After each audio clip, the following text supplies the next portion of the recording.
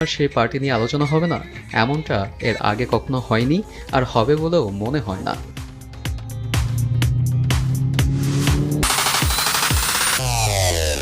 যাই হোক, আলোচনার সূত্রপাত পরিমণির বার্থডে পার্টি থেকে। যদিও অভিনেত্রী এবার দেশের বাইরে জন্মদিন উদযাপন করেছেন এবং তার সেই উদযাপনও ছিল বেশ সাদামাটা, কিন্তু মালয়েশিয়া থেকে দেশে ফিরে শুভাকাঙ্ক্ষী ও সহকর্মীদের নিয়ে একটি বার্থডে পরবর্তী পার্টি আয়োজন করেন পরি। সবাই যেভাবে উইশ করছে আমাকে, তো মনে হলো যে সবাইকে নিয়ে একটু খানাপিনা করা যায়। আর সেই পার্টিতে বিনোদন অঙ্গনের অনেকেই উপস্থিত ছিলেন এবং তারা সবাই নায়িকাকে সংবর্ধনা দেন। তবে এই অনুষ্ঠানে সবাইকে ছাপিয়ে আলোচনা সমালোচনার কেন্দ্রবিন্দুতে চলে আসেন আরজে নীরব। পরীকে উইশ করতে নীরব গানের তালে নাচতে নাচতে নায়িকার কাছে যান, এরপর তাকে হাগ করেন এবং ফ্লাইং কিস করেন। আর এই ভিডিও প্রকাশ্যে আসতেই নেগেটিভলি ভাইরাল হয়ে যায়। নেটিজেনরা মেতে ওঠেন নীরবের সমালোচনায়। অনেকেই তাকে নিয়ে